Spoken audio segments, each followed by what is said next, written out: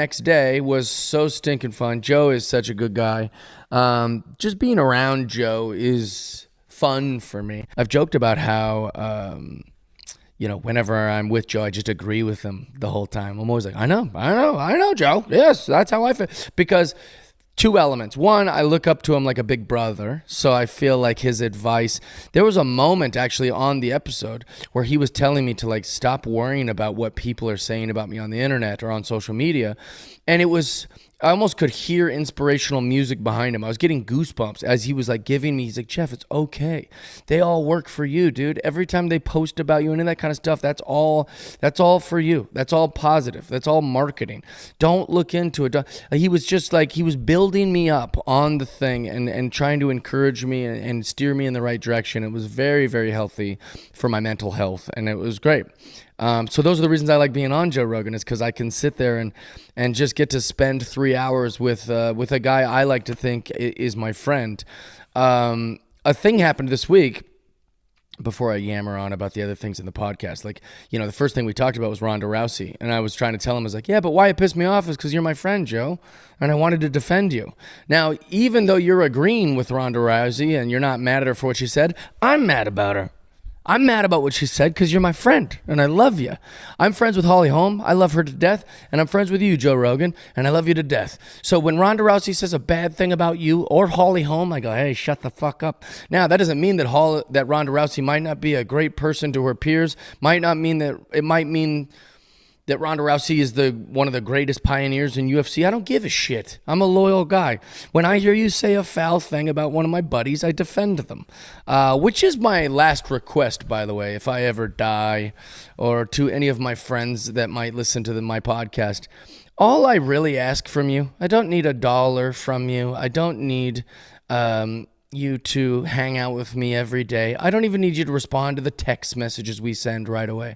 But what I'd like to think is that when someone's talking shit about me, you would say, actually, I think Jeff's a good guy. And I disagree with what you're saying, or, hey, Jeff's funny and he's nice, and like, that's really what I want. I would like when I'm not around for my friends to just say, actually, I don't think that's not how I view Jeff. Or, just to defend my honor a little bit. That's what I want. That's what me and Bert Kreischer have in common. Is that's all we really want from our peers, is that them to go, why'd you say that? Jeff's nice. Don't say he hates gay people. Don't say he hates women. Don't say that. He's my friend.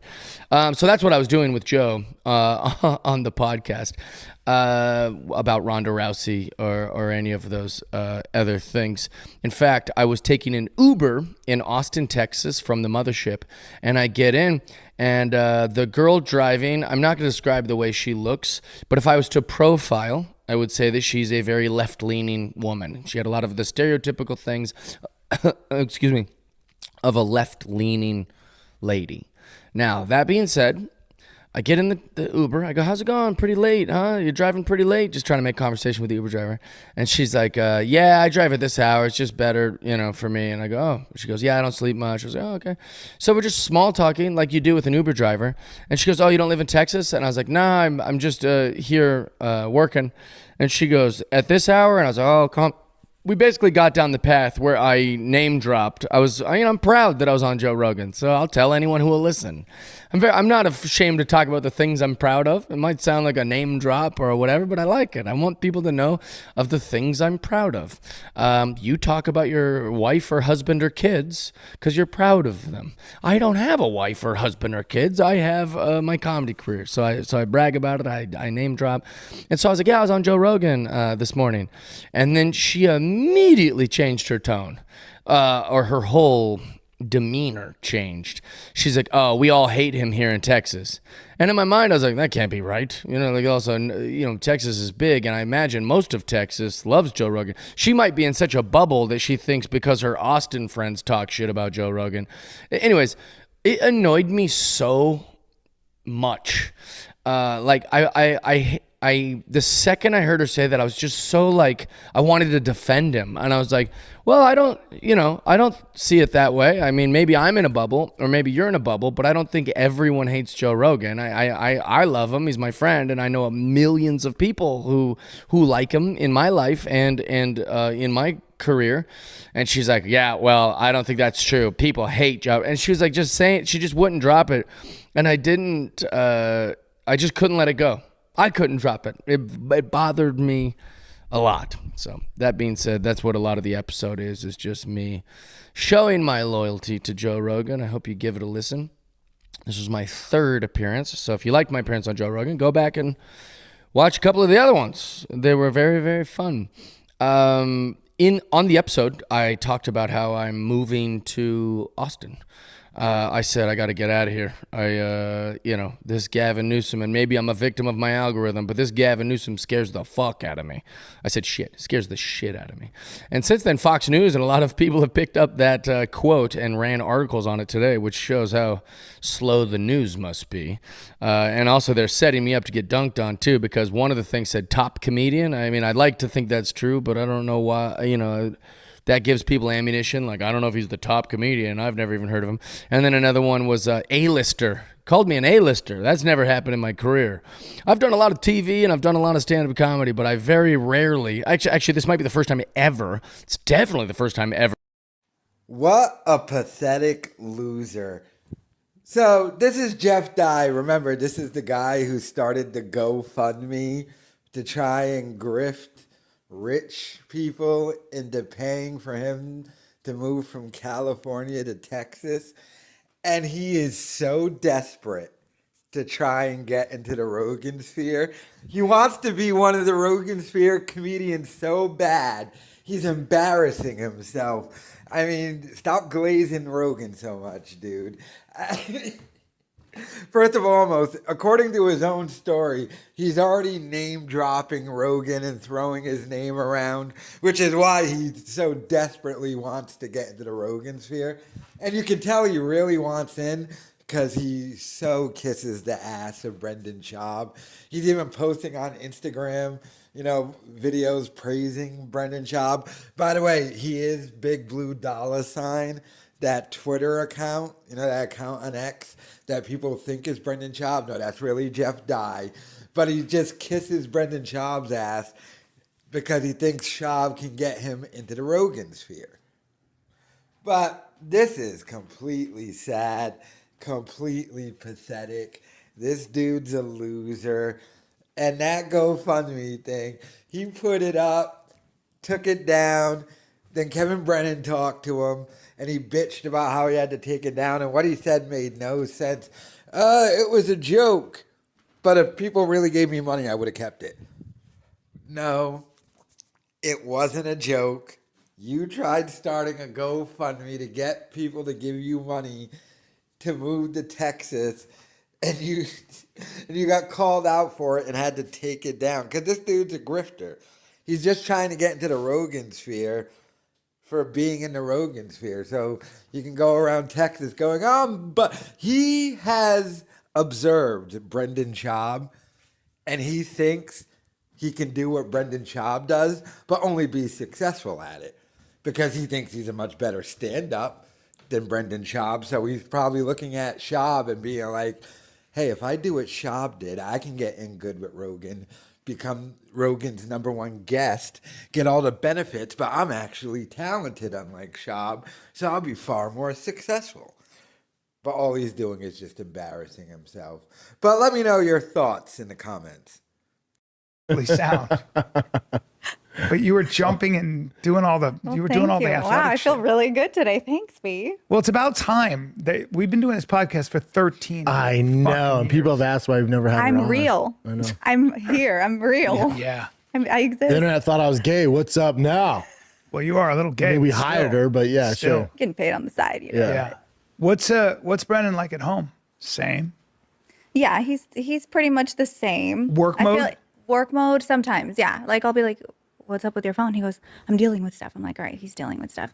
But he's actually a cuddle bug. He's like a big teddy bear at home. Where even sometimes I'm like, okay, boo, like we got the kids around. My parents are with us right now. So I'm like, back up All a up little on that bit. ass. All up on and then he's like going like this. Is that right? He's a Yeah, and I'm squeezy like, squeeze. hey, man, my mom's right there. Really? you know? He's a bit of a squeezy He's squeeze. a squeezer all day, 24/7. You don't say. Well, we used to hang. Well, like warlock lesbian, and with my genes, we don't want her to look like me. Well, you don't want Like we're hoping she's feminine, small, cute. a big giant gal. She's not Tiger with a fucking wig on, you know? Yeah, no, that'd be devastating. Name's Billy. Yeah. Batting fourth. She's a little bit more demure. Yes, Let's but fucking hope so. she hangs with the boys though. She can hang with the boys. Yeah, she likes playing with her cars. When I do see big men and big women together, I'm like, here's to having boys. right? Tough to have. Well, yesterday we were at the football thing, and this massive kid who was basically my size running on the field. Bren was talking to the dad, and he was like, "Yeah, I'm 6'4", my wife is 6'2", and I'm like, "Well, that's why the kid's a giant." Well, Dominican mother. What the fuck did you say? Yeah, The chancla, 100%. la And pala. throws her- My kids know what the And pala it is. kind of works. What is it called? What is it? Pala. Pala. La pala. La pala. pala, La okay? It's pala. what I cook with. Yeah. And it's wood. It's a wood spoon. And But to her freaking point, it Tiger, does he's like, work. Oh, Mom's wait, gonna wait. get you with the pala. Like when he's messing around, or like there's been times where I've caught them, and Tiger sneaks into the kitchen and he grabs the pala and he's like pretending to be me with boss, and he goes, "I'm gonna hit you with the pala," and he starts like, but I'm like, "All right, I'm gonna get the fucking pala," you know, and then they're like, "Okay, no pala," you know, and then they This calm is down. cultural, by the way. I hope Yeah. everybody knows. It's not like Is that they? that was it. Yeah, but we left. I was like, we're not. They we're- do in Mexico, dog. And you don't have a choice because it's either you go, or they're like, or we're gonna kill your family, What if or their we're gonna kill feelings you. were hurt when you guys didn't come back? Well, I tried telling Man, them. I really like that one, man. What is it, bro? It's so bad, that kind of What shit. did I do, Yeah. bro? You know? In Vegas too now. So every year I go to Vegas for like 16 de septiembre, which is, you know, Mexican independence. And it's a thing. Me and my two best friends, we go and we hang out. But I do Vegas differently. I go to like the spa, we go eat food and whatever. And one of the times in the Caesar's Palace, they have like a topless pool. But we always go to the topless pool because I don't go topless, obviously. But we go there because it's nice and no. I will never. Your friends getting the tits out in Vegas? No. We just go there because it's calm. Like there's not a lot of people there. It's probably ugly chicks get their titties Yeah, out. right. So we're safe, you know, because they're warlocks, like, yeah. there's nobody here. I don't like the nasty pool. I don't That's like such a that. good idea. It's a great idea because it's basically to ourselves. And so we were there, and same thing. All of Mexico, if you know, and I'm sure people who are listening know, if you are Mexican and you celebrate Mexican independence, the spot to be is Vegas because Alejandro Fernandez is there. I mean, everyone and their Canelo mom is usually Canelo fights fights that that weekend. It's a whole thing for us Mexicans. So we go there and we have fun. A lot of cartel members go, I'm sure, They like to party too. because they like to party and they party. got some money to spend. And same thing, we were at that pool, and they sent me this big champagne bottle that was like this big, like those like that. I don't know how much they are, but You were they're at the Warlock pool? yeah. Damn, they found you there? Yep. And they sent this huge champagne bottle with the whole like like the lights and everything. And I was like, "Oh no, sorry that we didn't order that." I was like, "Well, I did not order that." They're like, "No, those guys over there sent it to you." And I was like, "Well, tell them I said thank you so much, but I can't take it, but I appreciate it." And they were like, "Well, they're not going to take no for an answer." And I was like, "All right, well, that's my cue to go." And we sure did. We got out of the pool. We got dressed and we left because I don't mess around like that. That's At what least you have- you have to do Oh that, my right? God. Imagine being a chick and have to deal with that. But at least in America, you have more resource. At least you can actually call the cops. Yeah, or you can something. actually In call Mexico, what 911. do you In do? Mexico, who are you Call going the federal. But Colombia went through that kind of violence. Yeah. It's a little dangerous. And Brent still doesn't speak Spanish after 14 years. So. Well, no, that makes all the sense in the world because he's never going to learn something like that. Oh, pick up Spanish when you're 30. You should speak Spanish. He does know chisme though. Oh, yeah. When I'm You like, have bad- we his got shitty chisme. accent. Chisme is like gossip. Gossip. So I know when her and mom are gossiping, I'm like, let me in. He goes, let me hear the chisme. But he has terrible accent. He's Awful. got a terrible ear. pala. He goes, Paula. Pala. La Paula. Impala. Impala. It's la pala. La pala. La pala. Sope. See, you got it. La Sope. pala. ¿Cuál la- Huh? Yeah, we got to have you over for some real Mexican cooking. You've never don't had- hey, you've don't never had me ever over. give her, the best Mexican food in Austin? You're a gringo, okay? It's amazing how we've never been invited to your home. Hey, I think I had set myself up for failure when we moved. Yeah. Because I was like, it's going to be tough. Yeah, as an adult, it's hard making friends. Yeah. Right? Like, it's just You were in LA a long time. my whole life since I was 10 years old. Damn. I'm raised LA. But you I miss guess it. born, raised. Yeah. I don't know. Because I was raised in Mexico from the time I was 3 weeks old till I was 10. But from 10 and on, up until 37 years old, I was in LA. So that's a long time. And I was just like, man, I don't know. Like, I have my core friends, my best friend. We've been friends for almost 20 years now. you know, like it's just hard. So I was just like, I don't know. I guess I'm just not gonna have It was friends. tougher on us than the kids. For sure. But then Kids are social butterfly, Yeah. you know, She's thriving. I'm thriving here. You found a lot of friends? Oh my God, have dude. found such a good group of girls She has all these friends. that like have been so nice, which is so different from LA too, because in LA, you know, everyone's like not as friendly or whatever. Yeah. My friends were great, but in general, and here they're just like Your hey, neighbors like, or our what? neighbors, like my neighbors were Everyone. the first ones to welcome me, and they were like, "Let's go grab coffee. Let's do this." great is that? You know, and then I've just been like running into the nicest group of girls that are not jealous of anything. They legitimately want to be Only my wanna friends. help. They want to help. How cool is and that? they're vested into like who I am as a person and vice versa, obviously. But it's been really yeah, refreshing. she's flourished coming off. My friend Jessica for coffee this morning, and Kyle, you like Yeah, Kyle. I love Kyle. Jessica's like, you know, I think Kyle needs friends. And I was like, Bren needs friends too. Maybe we should set up a Bren's- coffee date for Kyle and Bren so they can Oh, that I can answer get that. together. It's not going to Hey, happen probably. That ain't happening. I know. I Like know. the problem with Brendan, he's just not interested enough in anything, and that's a problem. Yeah. We got to get you interested because you're missing out on things. You're missing out on coffee dates. Problem is he doesn't care. No. I know. He loves the kids. Yeah. Kids. Yeah. He But I likes- do I got miss my the food. I got my hobbies. Yeah, It I doesn't miss the involve food in others. LA. Yeah. Don't you miss the food in LA, B? I Yeah. mean, you're a foodie. Yes, I do. I Brian miss knows the his food food. in LA. Bro, what I can't fuck. Oh, so I was getting my hair done, you know, because I was like, I need my roots done. And my hairdresser, Spencer, he was like, I think you and Christy would get along really well. And I was like, oh, okay, cool. Like, I had no idea who Christy was because I just moved here. So anyway, I followed her on Instagram and she followed me back and we were DMing, going back and forth, finally got together for coffee after She 3 goes, I'm going with cancels. this girl that I met on Instagram for coffee. I thought that was so weird. But see, this is what us girls Lisa- do. To LA. It was great.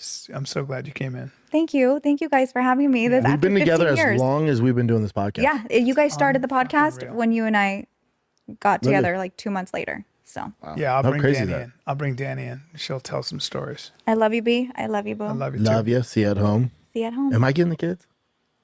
Yeah, I'm going to the airport. All right. Geronimo.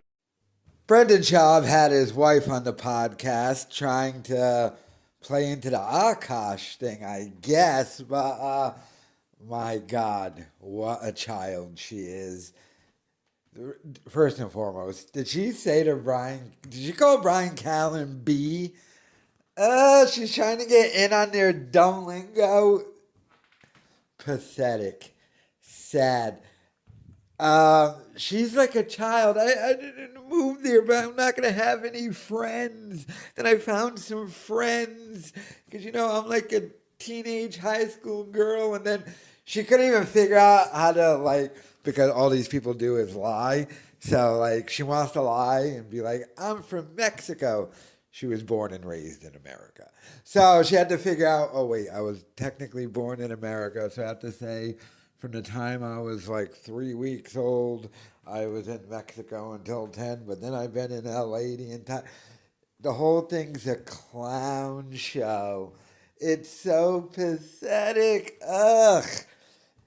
And just listening to them bullshit with their shallow, surface level, over-talking, babbling. No one's really even listening to each other. They're just waiting for the other person to finish speaking so they can speak. Truly is disturbing. I mean, to have to put up with this on a daily basis must be exhausting. No wonder why Schaub needs the addies and baddies. This is too exhausting. Like, if I was Schaub, just get the divorce, dude. I mean, get you some 22-year-old white girl and keep her mouth shut or something. This chick's annoying. And she already needs, like, mad work done and everything. She ain't getting any younger. She's annoying. Always babbling. She's got 50 Mexicans living in your house, although he would get destroyed on the alimony probably. And that's probably something old Daddy Schaub damn sure ain't going to kick in on. This whole thing was just bizarre to me. But let me know your thoughts in the comments.